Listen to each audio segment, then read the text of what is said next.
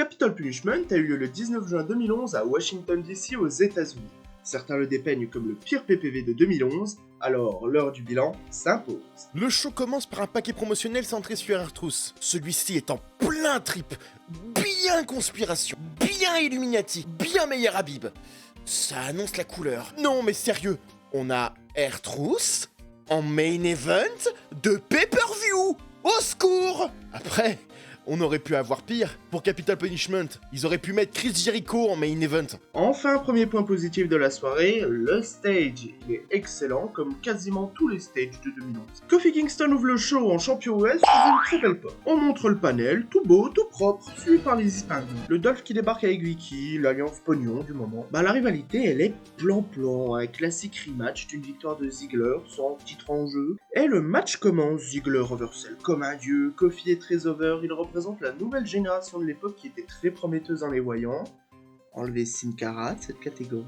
Un contrôle de Ziggler pour un premier match d'une rivalité qui va durer quelques mois, c'est plutôt sympa. Petit comeback de Kofi, qu'on coupe court, Kofi Capital de la Jamaïque tente le Trouble in Paradise, des contres, des near fall, de la Vicky qui crie. Ce match est un petit plaisir à tabasser à lui seul tout le Rumble 2015 que vous pouvez voir sur cette chaîne. Et nouveau champion, Ziggler gagne sous la huée pour commencer cette belle feud, troisième titre solo et deuxième mid-card. Très bon opener qui fait raviver la foule, une foule qui ne savait pas que la soirée allait tourner au drame.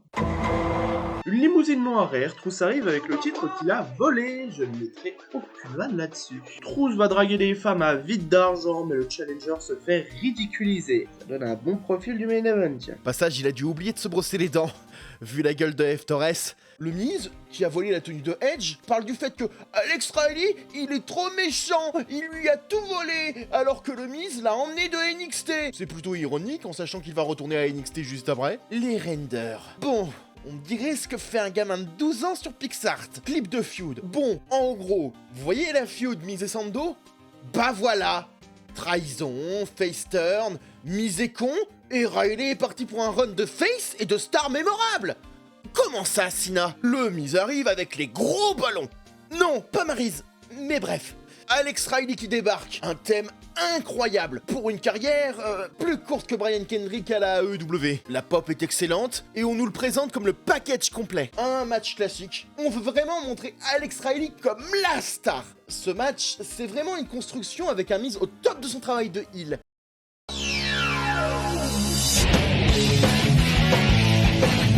Les gens sont à 2 doigts de lui tirer dessus. Bah quoi? On est au Capitole, j'adapte mes vannes. Bon, le match est un peu chiant, avec trop de domination du Miz. Trop de hit, tue la hit. Mais on l'a déjà dit dans le dernier épisode, que vous pouvez retrouver encore une fois sur cette chaîne. Le comeback de Riley arrive enfin. Joli spinebuster. Michael Cole se prend des dommages collatéraux. Miz tente de tricher, mais contré. Riley se met sur le Miz Hill comme dans Dr. Falamour et il gagne. Bonne pop de fin pour un match dont la seule utilité sera une victoire de Riley, une hit du Miz, Michael Cole qui se fait taper, Booker T qui se marre. Il ira loin ce prodige. Tout se finit et Sergio Slaughter contractuellement obligé de dire du bien de lui car il me suit sur Twitter, donc on t'aime mon général. Hogan t'a volé pour ton titre mondial. Et Obama lui serre la main. Vicky vient interrompre Obama masqué, elle se prend pour Marilyn Monroe devant son JFK, sauf que cette fois tout le monde va garder la tête sur les épaules car on passe au match suivant. Big Show contre Del Rio. Ouais, on aurait plutôt aimé se faire sauter le caisson en fait. En gros, Del Rio, il a claqué la gueule de Big Show, il le poursuit comme un grizzly, mais accident de voiture. Qui a invité Pierre Palmade? La semaine d'après, le gros spectacle, il est déchaîné, il tape sur tout le monde et ce soir, c'est vengeance. Et non, ça c'est dans quelques mois. Alberto Del Prison contre le 4ème échelon sur l'échelle de Richter, c'est parti. Mais ça commence même pas, Big Show le tape avant le match, et Mark Henry attaque Big Show car, même si là on se rapproche plus du combat d'autobus, c'était affreux, l'ennui monte de plus en plus dans ce show. Ah si, le match commence, excusez-moi. Mais j'aurais aimé qu'il ne commence jamais, c'est bizarrement ce que j'attendais de ce match. Bon, en gros, chokeslam, oh non, le pied, il fait mal, chokeslam à genoux. Oh oh oh, j'ai qu'une jambe. Del Rio semble ridicule. Ah non, je suis tombé de 10 cm, au secours, à l'aide. Troisième chokeslam, armbar, suplex, ankle lock, mais rope break. Pitié, abrégez mes souffrances, j'en peux plus, c'est affolant comme c'est nul. Le public est au bord du burn-out. Et arrêt de l'arbitre. Oh oh oh, j'ai perdu. Ridicule.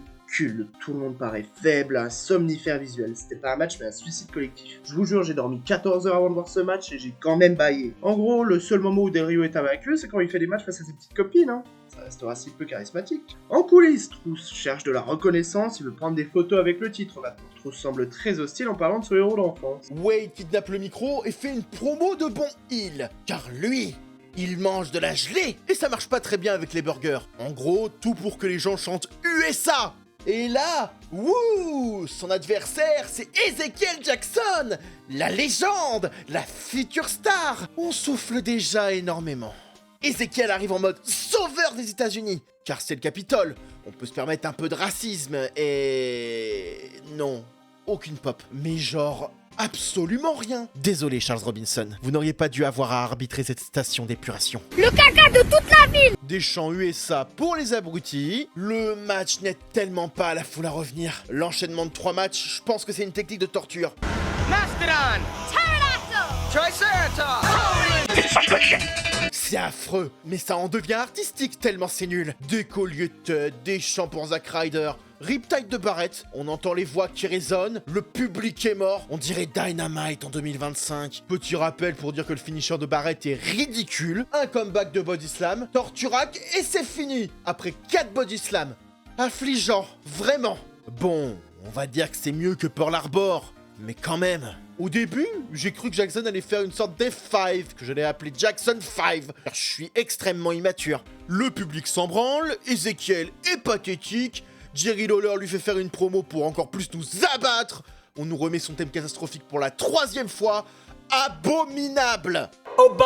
Rencontre les femmes et Marella fait le cobra à Barrett. Si CM Punk arrive, sauve-nous, je t'en supplie. Belle promo pour dire que les politiciens ça pue du cul, Macron. Explosion. Et on est parti pour son match avec Mysterio. Une excellente rivalité qui va nous donner le pire match de leur histoire. Sérieux, je sais pas si c'est un PPV ou une malédiction. Mysterio arrive, cosplay Batman, Black Panther, je sais pas, je m'en fous, aidez-moi. Mon t-shirt est si moche et oh, un goût. CM Punk arrive, This Fire Burns, pas trop de pop, et sérieux, le show a fait tellement ACDC qu'il pourrait chanter I Wait Well. 2 vétérans, ça peut donner qu'un bon match, hein. Bon, en vrai, le match est pas mauvais, hein, il est juste intelligent. Punk se concentre sur les jambes et le dos de Mysterio, du coup Mysterio ne peut plus faire de move de high fly vu qu'on le laisse au sol. Dédicace à la descente du cul de Punk. On a pop pour un moonsault, c'est pour dire l'état de détresse. Punk fait un comeback, encore une fois, les moments de domination sont trop longs. C'est con car quand Mysterio s'y met, les enchaînements sont très bons, mais Punk a voulu être intelligent. Quel hypocrite. Bonjour, nous allons aujourd'hui voir une figure du niveau A en acrosport, le saute-mouton. 619 contre un GTS super beau et Punk gagne. Libéré. C'est pas un mauvais match en soi, hein. Enfin, si, c'est mauvais, mais il y a du storytelling derrière. C'est volontairement mauvais. C'est très bizarre, mais qu'est-ce que c'était long. En fait, c'est peut-être pire que le Rumble 2015. Ceci est un appel à l'aide. On dit bonjour à Abraham Lincoln. J'attends son retour au Royal Rumble 2026. Et on nous rappelle les fabuleux nouveaux champions pour passer à Christian Orton. On se rappelle de leur match anthologique à SummerSlam, mais là, c'est une autre sauce. En gros, dans la rivalité, Christian, drip arbitre, trahit Orton drip slibar. Car à un moment donné, lui aussi il veut croquer, Orton est face, étrange. Christian perd le titre après avoir fini son histoire, et c'est la revanche pour le titre. Randy arrive, encore un champion qui entre en premier. Bon, bien sûr, 25 ans plus tard, il arrive au ring. I'm on my way. I'm on my way. I've got my lungs and that's a start, and I've got love inside my heart. Christian arrive avec son thème exceptionnel, et le match commence. Bon.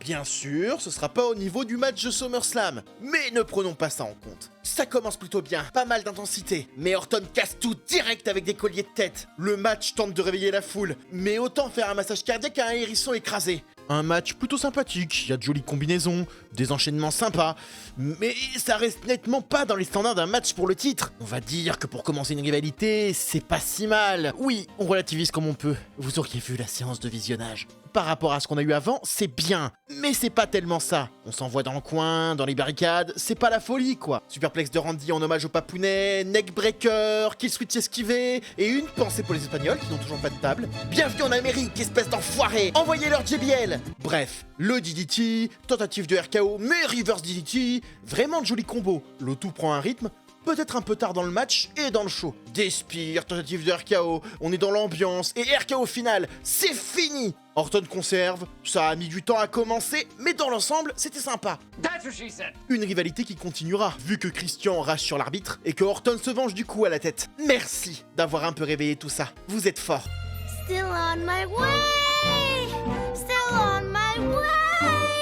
On va enfin pouvoir passer au main event. Courage, c'est bientôt fini. Des replays à tire-larigot, par pitié, finissez ça. Bref, allez, les Bellas sont là pour accompagner Keith Stone, inconnu au bataillon, car oui, les femmes sont juste des faire-valoir en 1983-2011.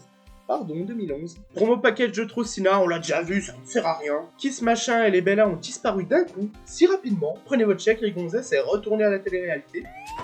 Pucci est mort en regagnant sa planète. Et là...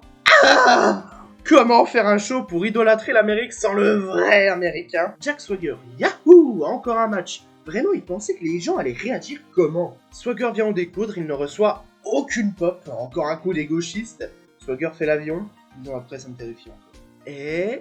Evan Bourne. Eh oui, un match de Raw en pré-main event, car Vince nique la logique, comme si elle était séquestrée dans son bureau. On comble d'une manière horrifique, car il n'y a aucune histoire. Même les commentateurs ne semblent pas sûrs de ce qu'ils disent. Bien sûr, des prises de contact. J'espère que le public a été remboursé, c'est vraiment une blague. Bon bah, Evan, il va vite. Swagger, il est booké comme un mini-justicier. Ah mais elles étaient là, les Bella et Jeff Tuge, d'accord. Bon, le booking s'en fout, alors nous aussi, hein. Bref, un météora joli, Bourne gagne avec un petit paquet, c'était absolument inutile, merci d'être passé.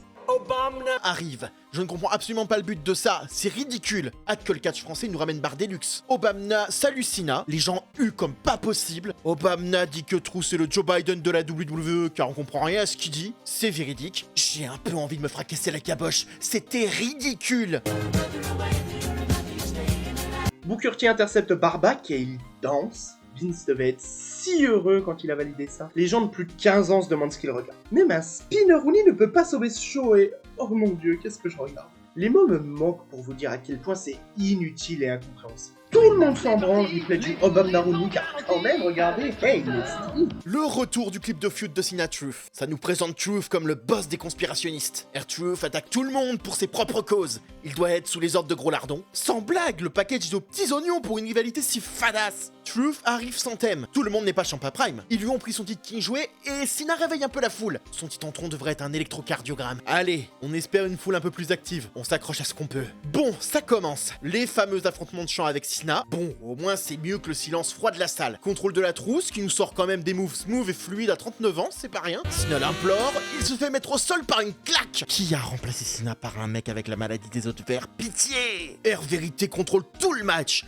Il prend de court les retours de Cena. J'en suis à un point de désespoir pour me dire que ce match aurait été nettement plus fun si le gagnant devenait président. Trouve qu'il nous fait un compte de 2 avec un hip toss. Bienvenue chez les fous. Le contrôle est trop long. Le match est encore plus chiant que le Diva Search. Ou le ring de mal. Ou une vasectomie, vous avez le choix. Cena fait un retour, mais suplex stunner vraiment sympa de K-Quick. Il reprend le contrôle pour la régalade. Je me reprends aussi pour tout à l'heure. Les fans en ont plein le cul et ça se comprend. STF cassé et Trouff reprend l'avantage. Je sais pas si je regarde un match ou une paralysie du sommeil. Trouff contre tout ce que fait Cena. Il a tout anticipé. Il aurait dû anticiper que fumer pendant un show au Royaume-Uni, c'était pas top non plus. Trouff vole la boisson d'un gamin, le gamin l'asperge, Cena le hey et c'est fini. Ce n'est pas une blague, Cena a fait 3 coups. C'est l'un des main events les plus ridicules que j'ai vu. Tout ce contrôle pour rien, c'est atroce. Et c'est comme ça que se finit le show. Bon, pour avoir une fin constructive et sérieuse, on va d'abord parler de ce qui va dans le show. L'opener est très bon, c'était très fun. Le stage était vraiment super, une vraie prouesse avec ses panneaux LED partout. Les clips de show étaient magnifiques. J'espère que le monteur a été augmenté car il a même rendu les rivalités chiantes comme intenses. On attendait plus les packages que les matchs, c'est pour dire. Bon bah voilà, maintenant on va passer à tout ce qui va pas. Prenez votre respiration. Tous les matchs ont une phase de contrôle du heel longue à en crever. C'est abominable. Ça ralentit tellement le rythme. Déjà qu'il y en a presque pas, les angles sont abrutissants, c'est une horreur. Je suis connaisseur de l'humour, et ça, c'est les tréfonds. Fobama avec Morella, c'est atroce. Et d'ailleurs, Obama quoi. Genre, Pourquoi un faux Obama? Si c'était pour savoir si c'était le faux GM de mes couilles, une intervention à Raw aurait suffi. Ah, mais car c'est Capital Punishment. Non. C'est parfaitement inutile et ça met trop d'emphase sur la politique pour un show qui se veut PG. En fait, mettre la politique là-dedans, c'est trop complexe pour les enfants qui n'auront pas la référence à Bush, à Biden, aux libéraux, etc. Et trop abrutissant pour les adultes qui voient un sosie d'Obama danser sur le ring. Ce personnage ne fait rire que les personnes avec un humour de gamin et qui ont une assez grosse main dans la politique pour s'en moquer. En soi, Vince McMahon. Autre problème aussi, on rallonge trop, au point que ça en devient débile. Ça marche avec les séances de contrôle trop longues, mais mon Dieu! Revoir le replay de Mark Henry qui attaque le Big Show alors qu'on l'a vu 5 minutes avant, d'accord! Mais sérieusement? 4 fois le replay de Christian qui se prend le tombé pour voir le pied sur la corde? Et le replay du Obama Rooney d'il y a 20 secondes? On dirait que dans le cahier des charges du show, il fallait qu'il fasse plus de 2h30. Donc ils ont bâclé et bouché les trous avec le promo package / clip de feud de Sinatrus qu'ils ont mis 2 fois. Et aussi les matchs inutiles. Sérieux, je veux bien des matchs pour les titres, ok, mais Mysterio Punk, pour nous livrer un match comme ça de 15 minutes, un main event de SmackDown aurait suffi, hein. Et encore, Swaggerbourne, sérieusement. Et s'il fallait ce nombre précis de matchs, alors laissez-moi devenir Patrick Juvet et vous demander... Sérieux, on voit les Bellas accompagnées à certainement le meilleur archétype du mot beauf que j'ai pu voir, mais elles ont pas de match. On voit F. Torres, Phoenix et tout, mais rien. C'est le show qui célèbre l'Amérique quand même. Après, pour avoir un match aussi chiantard, non merci. Bon, je pense avoir tout dit. Sérieux, on ne s'est jamais fait autant chier sur un show. Ça a aspiré notre énergie vitale, on ne faisait que de bailler au point de rire sur des shitposts. Je ne recommande absolument pas ce show, évidemment, à moins d'être en insomnie. C'est une horreur et je pense qu'il mérite son titre de pire PPV de 2000. Bon allez, c'est là-dessus qu'on va se laisser. Surtout n'oubliez pas, ne faites pas comme Airtrousse et ne volez pas les boissons, ne tapez pas les femmes comme Del Rio et surtout attention, harceler c'est pas bien. Renverser les gens en voiture aussi, surtout les gros chauves. Allez, salut!